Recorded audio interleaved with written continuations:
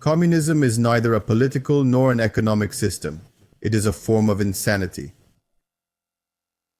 In January 1981, former actor Ronald Reagan was sworn in as the 40th President of the United States. As it soon turned out, Washington thus entered another, this time the final phase of its rivalry with the USSR. The previous decade had been marked by America's embarrassment in Vietnam. Moscow has also deployed SS-20 medium-range missiles with nuclear warheads in Central Europe, thereby upsetting the balance between the two superpowers. The Kremlin also began investing to increase oil and gas exports to Western European countries. To make matters worse, the West was facing prolonged economic stagnation. Ronald Reagan, however, was not going to pursue the policy of détente or relaxation that characterized his predecessors.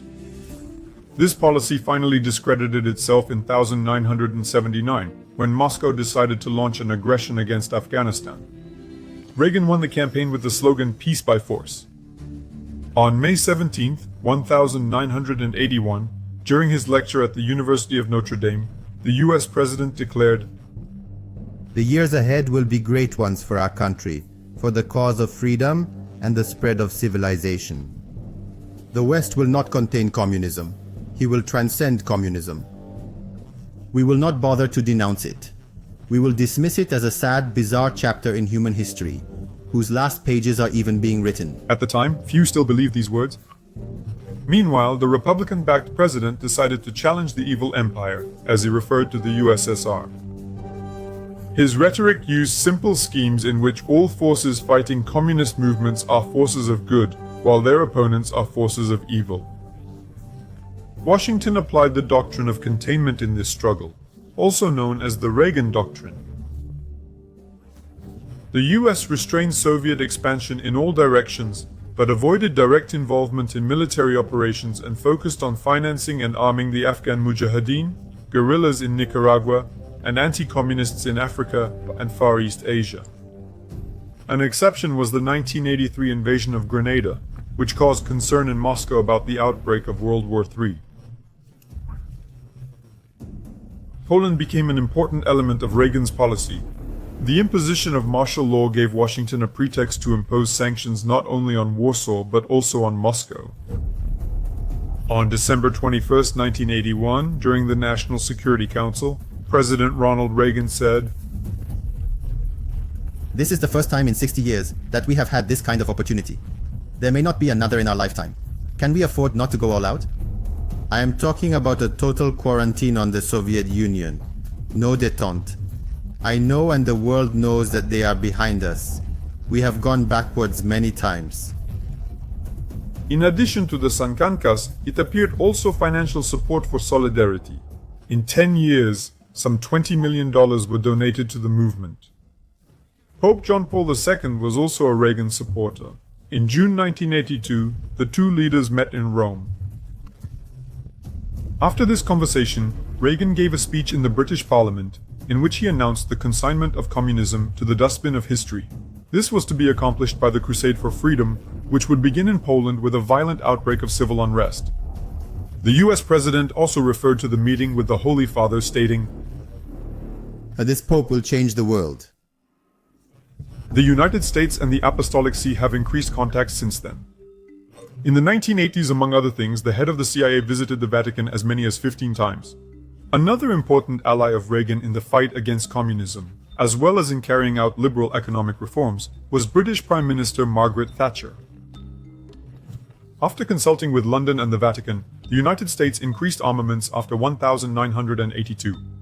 The White House administration upheld and even expanded former President Jimmy Carter's decision to deploy Pershing II missiles and cruise missiles in Europe.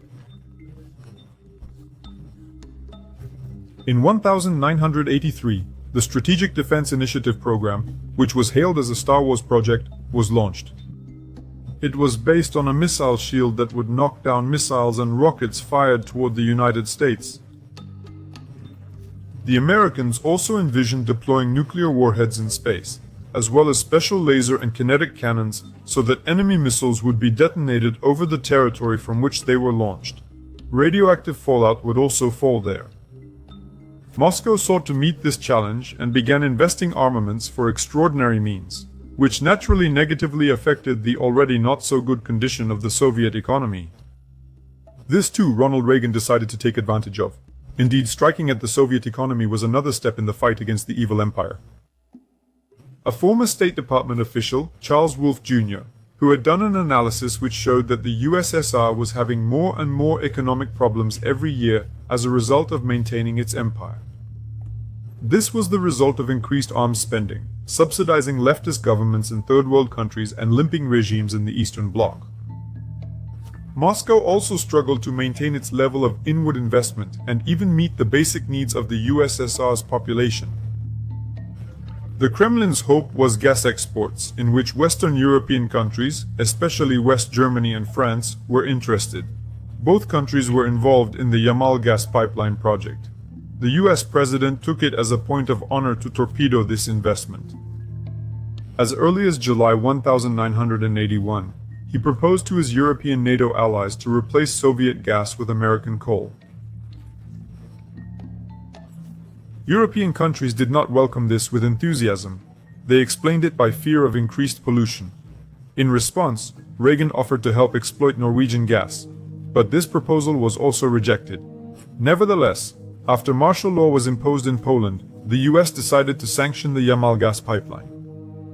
This led to a serious crisis in relations with Germany and France, which had no intention of giving up business with the Kremlin. Reagan wasn't going to back down either, and in talks with his partners suggested that continuing the project could make Europe dependent on Soviet gas, which Moscow could use for blackmail in the future, and use the money from exports for further armaments. In the end, a compromise was reached.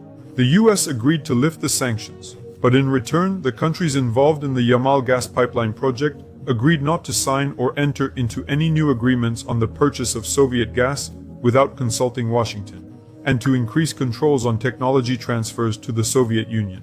According to some researchers, Washington at the time was also said to have reached an agreement with the sheikhs of Saudi Arabia, whom it was the Americans who persuaded to increase oil production, resulting in a severe drop in hydrocarbon prices on global markets.